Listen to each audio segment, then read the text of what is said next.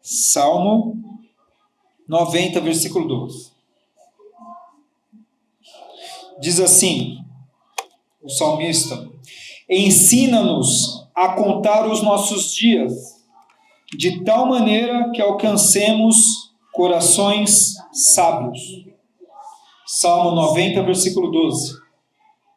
Ou verso 12, né? O Salmo é um livro poético.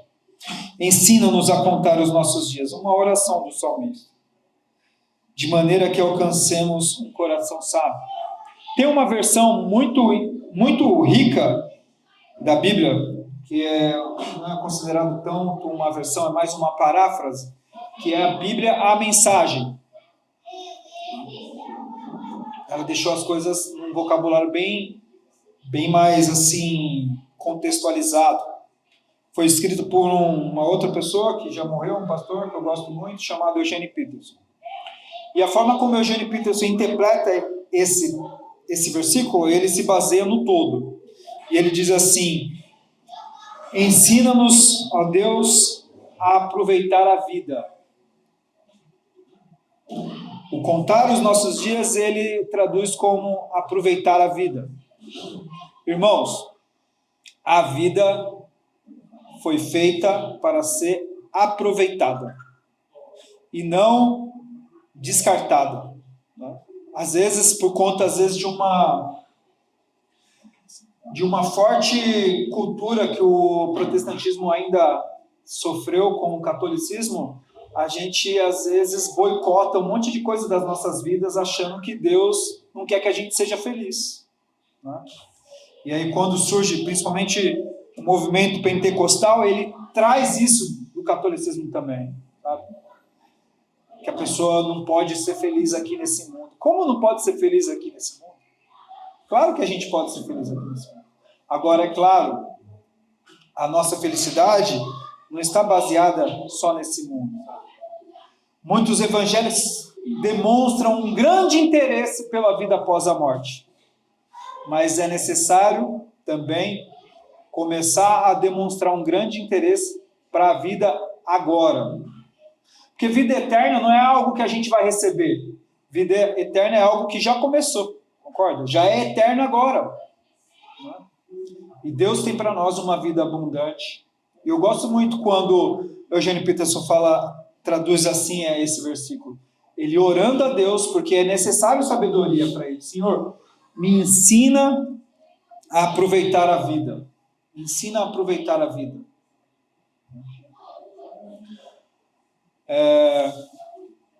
O tema então é: seja feliz, mas não despreze suas lágrimas. Eu vou fazer uma pequena introdução sobre seja feliz, depois a gente vai falar sobre a questão de não desprezar as lágrimas.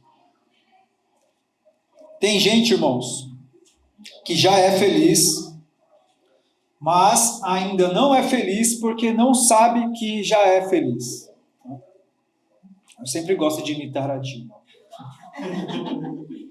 Mas assim, o que eu estou tentando dizer aqui é assim, tem gente que já é feliz, mas ainda não se sente feliz, porque não sabe que é feliz.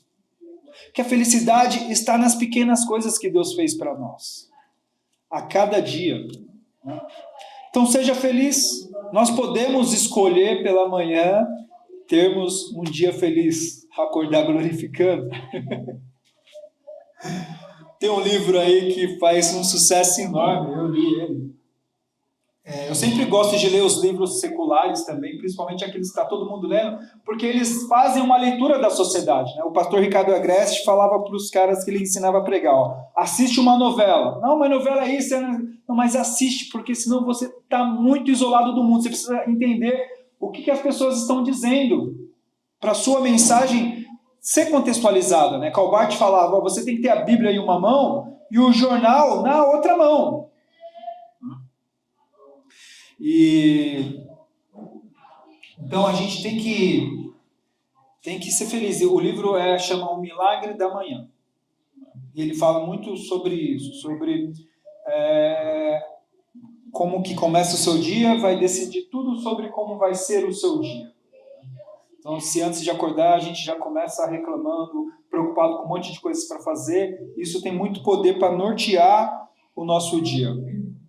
O pastor Luiz, que esteve pregando aqui, uma vez ele falou para mim assim, ele falou, olha, a gente sempre tem que dormir e ler um salmo antes de dormir, para acordar refletindo sobre o que nós lemos. Então, se de noite nós lemos os Salmos 23, o Senhor é meu pastor, de manhã nós vamos acordar ao som das águas tranquilas. Que é a gente tentar encarnar o texto. Né? Então, nós podemos ser felizes. Agora, é claro que existem momentos que são momentos difíceis. Não dá para ser feliz todos os dias, igual são as pessoas no Instagram. Né? Mas ser feliz é diferente de estar feliz. Eu posso hoje não estar feliz, mas isso não tira de mim a minha identidade de que eu sou feliz. Tinha um hino do cantor cristão. Ontem a Carol foi num culto da igreja que eu era lá e ela ficou lá ouvindo as músicas do cantor cristão, da Igreja Batista. Tem um hino do cantor cristão que ele dizia assim, sou feliz com Jesus, meu Senhor. Não sei se vocês lembram. Sou feliz com Jesus, sou feliz com Jesus. Ainda bem que o Renato não está aqui, que ele gosta de filmar o canção. Mas então percebe, gente? Sou feliz com quem? Com Jesus. Jesus é a razão da nossa felicidade. Por isso que Paulo, eu citei essa carta o domingo passado. Paulo, quando escreve a igreja de Filipenses, ele diz assim, olha, regozijai-vos no Senhor. E ele estava preso, né, falando o que para as pessoas? Olha, no Senhor você pode regozijar, você pode encontrar a sua alegria. E aí, como Paulo estava preso, muitos estudiosos entendem que não era o próprio Paulo que estava escrevendo. Poderia ser um parceiro dele de cela chamado Tércio. E aí eu fico imaginando, né? Tércio olha para Paulo e fala assim, peraí, Paulo. Acho que é Filipenses 4? 4:2, alguma coisa assim. Peraí, Paulo. Como você quer... Deixa eu ver aqui. 4:4, Filipenses mesmo? Eu não estou tão ruim, irmão. Não sou um assembleano igual a Giovanni, assim, que sabe os textos de cor. Mas eu fico imaginando Paulo falando para Tércio, espera aí, Paulo, tem alguma coisa errada. Você está preso, você foi açoitado, tem marcas de açoite nas suas costas, e você está falando para a igreja que está livre lá fora, para ela se regozijar no Senhor. E aí Paulo fala assim, filho, olha, Tércio, já que você disse isso, escreve aí, outra vez vos digo. Já reparou nisso? Regozijai-vos no Senhor. E ele preso, açoitado, né?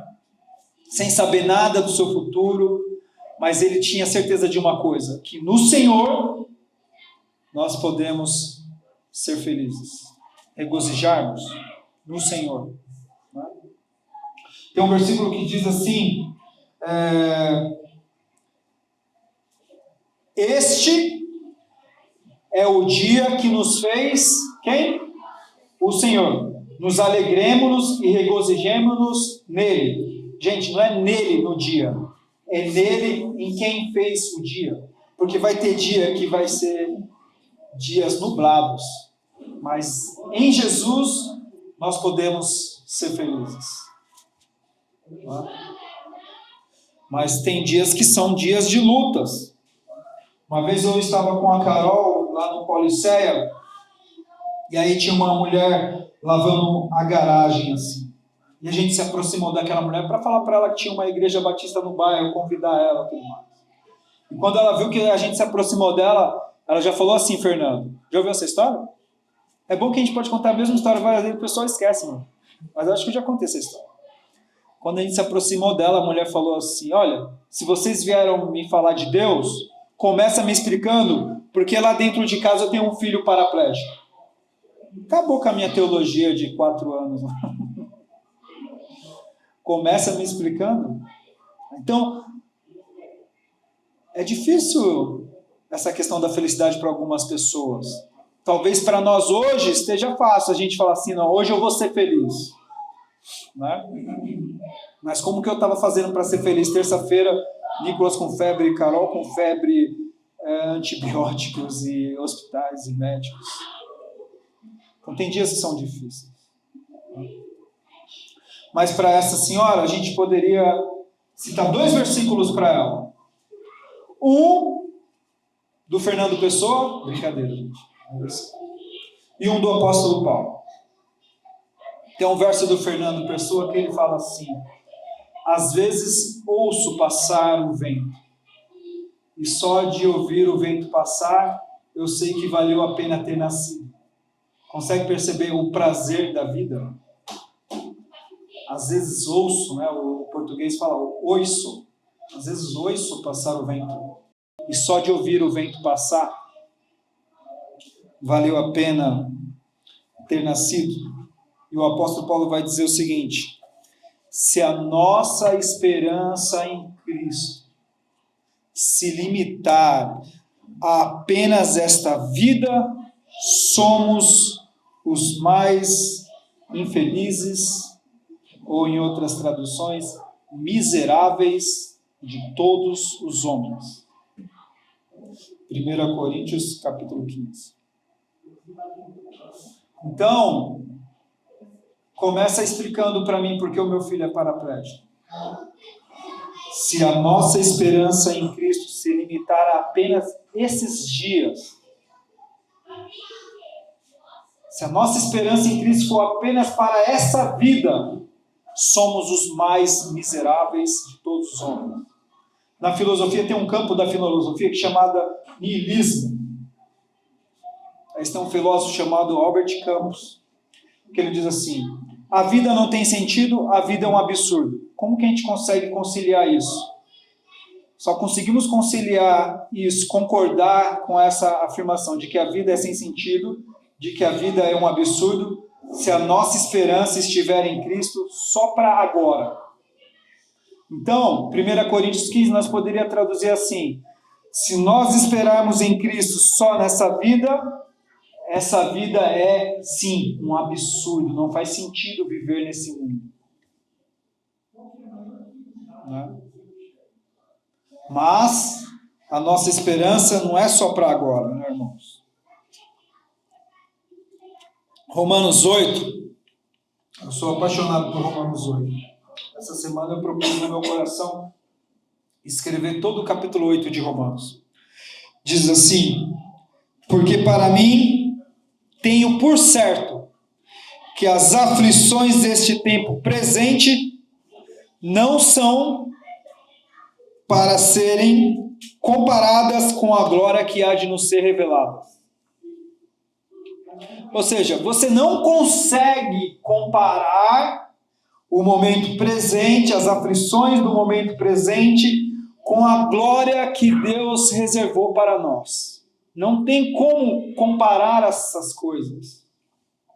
A mente do homem é muito limitada, ela não está capacitada para ter revelações da glória que Deus reservou para nós.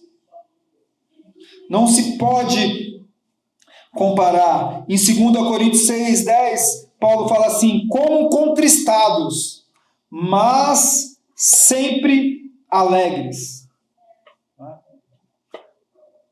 Podemos estar tristes, mas jamais vamos deixar de ser felizes, de sermos felizes.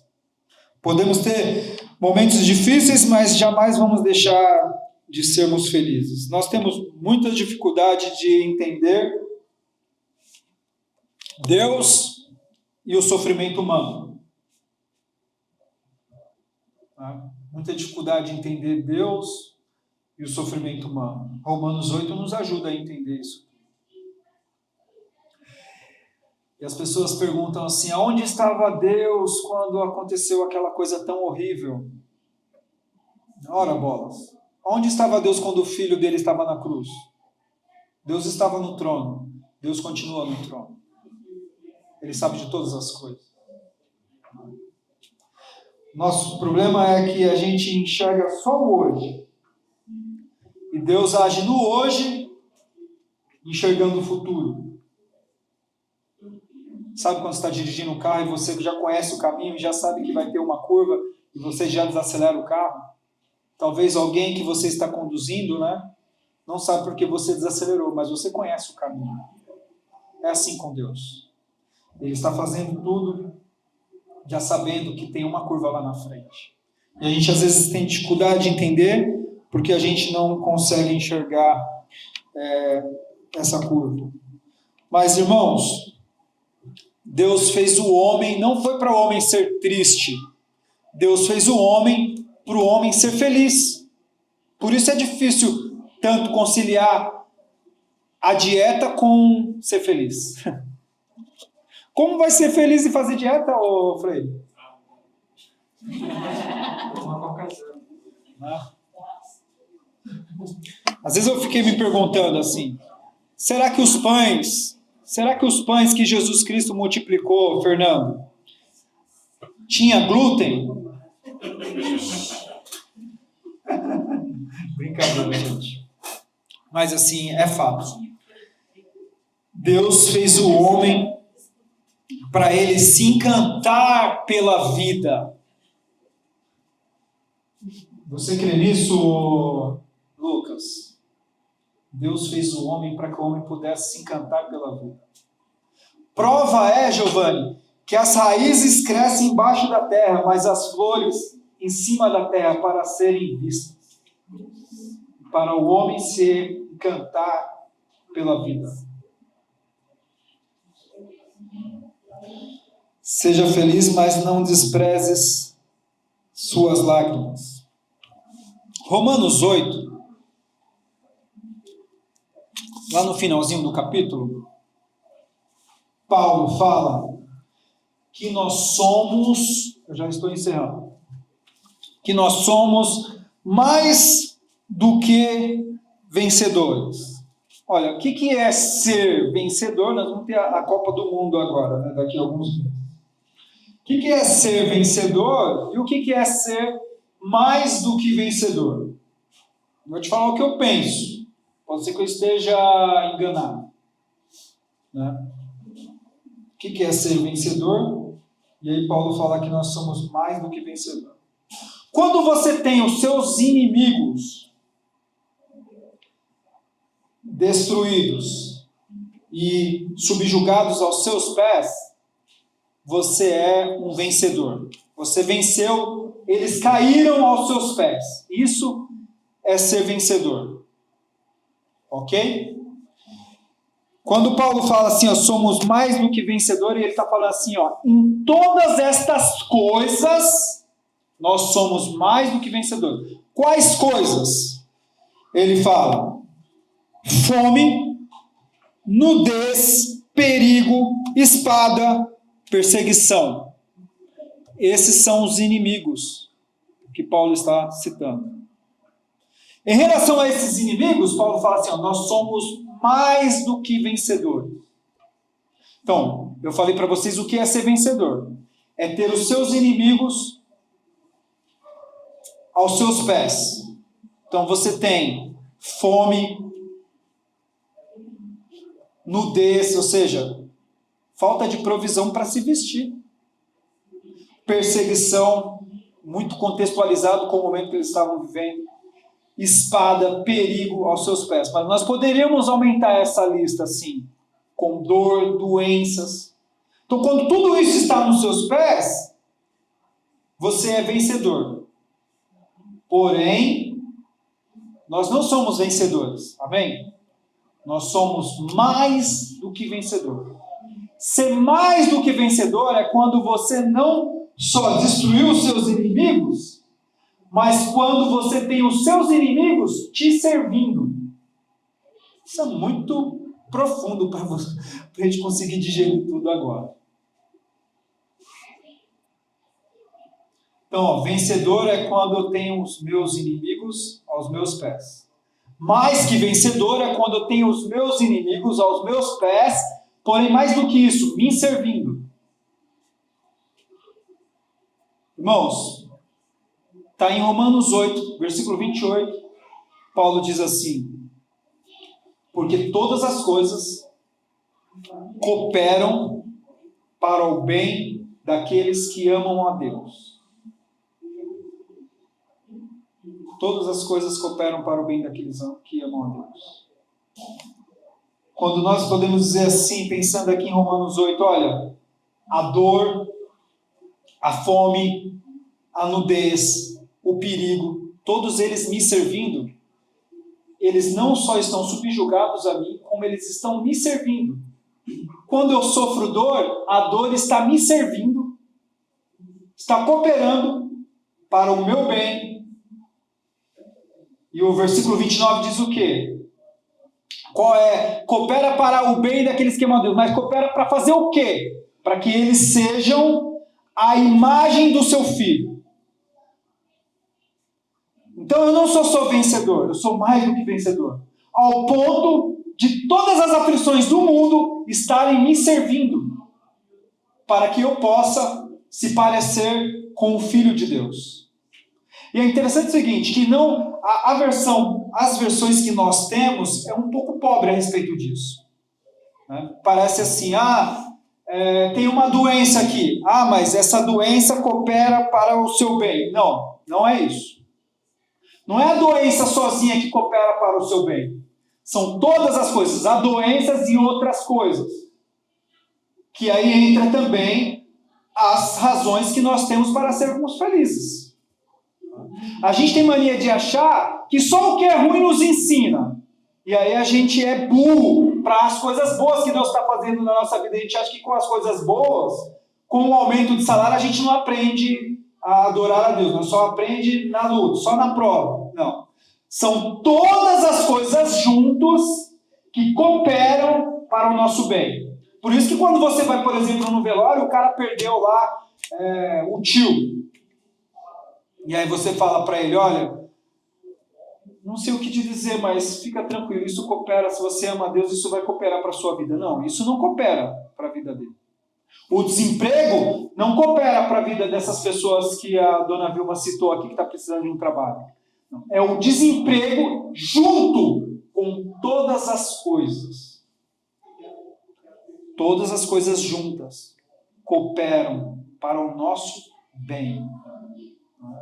Então, às vezes a gente não entende, eu estou passando por isso, mas isso não pode estar cooperando para o meu bem. Não, não está mesmo.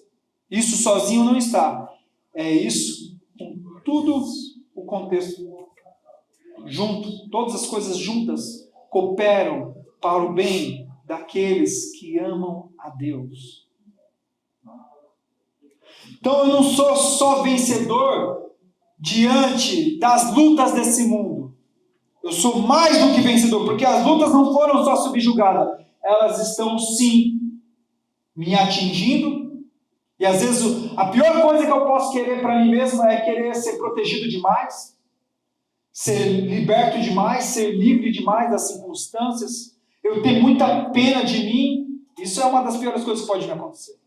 Mas eu tenho que estar de peito aberto para as lutas do mundo, sabendo que o meu próprio mestre passou por elas também, e pedir para que Deus me dê coragem, sabendo que essas coisas estão sim subjugadas em Cristo, porque Ele levou com Ele toda a enfermidade, mas eu sou mais que vencedor, elas estão também me servindo. Elas acabam de alguma maneira me afetando para que isso tudo me transforme e eu possa ser, como Romanos 8, 29, predestinado a ser a imagem do seu Filho. Amém? Isso sim é sermos mais que vencedores. Agora, se a gente falar isso em alguma igreja aí, neopentecostal vai falar para você o seguinte: esquece, eu não quero ser mais que vencedor, não. Quero ser só vencedor. Tá? Quero ser só vencedor. Mas o nosso chamado é para nós sermos mais que vencedores. Aquilo que nos destruir agora vai nos servir. A gente vai tirar proveito disso. Aquilo que nos fazia mal, nós vamos tirar proveito disso. Como que Davi matou Golias? Não foi com a funda e a pedra. Foi com a espada. A espada de quem? do próprio Golias. Então, eu vou tirar proveito daquilo que está me fazendo mal. O mundo aí fora vai dizer, se te derem um limão, faça uma limonada. Talvez seja mais ou menos isso mesmo. Mas aquilo que está me atingindo, eu vou tirar proveito disso. Para que juntamente isso, junto com todas as outras coisas, eu possa me tornar mais parecido com Jesus Cristo. Amém? Seja feliz, mas não despreze suas lágrimas. As lágrimas vão aparecer. Né? Tem uma música que ficou muito famosa com Roupa Nova. Poxa, essa música é um louvor mesmo. Chama Noites Traiçoeiras. E aí tem uma parte da música que fala assim: o mundo pode até te fazer chorar. Lembram? Mas Deus te quer sorrindo. Irmãos, nós temos que tomar muito cuidado com a tristeza, tá? Tome muito cuidado com a tristeza. Tá? Não despreze suas lágrimas. Tudo tem seu tempo.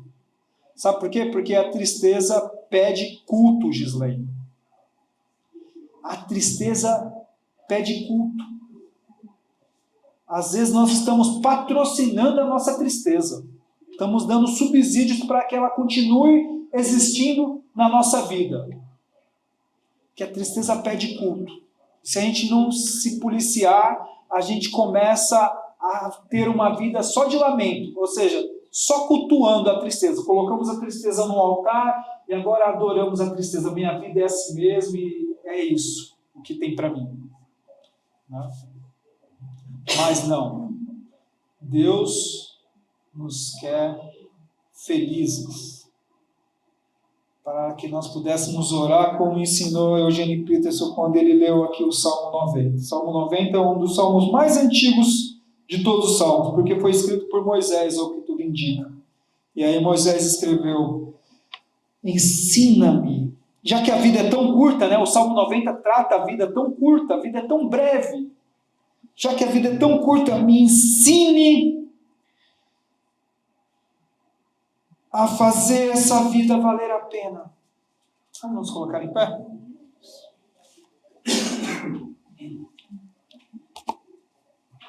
Adélia Prado, uma poetisa mineira ainda viva, tem um verso que diz assim: não tenho tempo algum, ser feliz me consome. Não tenho tempo algum, ser feliz. Estou usando meu tempo para ser feliz. Ser feliz está consumindo todo o meu tempo. Não tenho tempo algum. Ser feliz me consome. A gente tem que ter os nossos olhos para isso. A gente pode passar por momentos difíceis, mas Deus nos quer sorrindo. Uma outra música do cantor cristão que nós cantávamos lá naquela época dizia assim: fica o céu mais bonito após o temporal. E é verdade, né? Às vezes vem uma chuva, uma tempestade, arrasa com a cidade toda, mas depois fica o céu mais limpo. De fato, ambientalmente falando, a chuva lava a poluição. Por isso que você tem a chuva ácida, né? O céu fica mais bonito após o temporal. E o arco-íris. Está todo mundo poeta hoje. Vamos repetir juntos? O meu céu vai ficar mais bonito após a tempestade. Amém, irmãos? A gente não precisa ter medo da tempestade, sabe? O Ayrton Senna, o Ricardinho dizia assim: se você quer correr bem na chuva, treine na tempestade. E quando chovia, ele saía ligando para todo mundo da sua equipe para colocar o carro dele na pista. Não tinha medo da chuva. Né? Nós vamos temer o quê? O Romanos, sacanagem, né? Deixar todo mundo em pé e continuar pregando. Né? Mas Romanos capítulo 8, No final ele diz assim: o que pode nos separar do amor de Deus? Né? E ele fala assim, olha, nem o presente nem o porvir. Porvir é uma palavra poética, né? Mas significa o quê? O amanhã, o futuro. A gente fica pensando em todas essas coisas, né, Giovanni, sobre a ansiedade, mas o amanhã não pode nos separar do amor de Deus. Glória a Deus. Bondoso Deus, nós te louvamos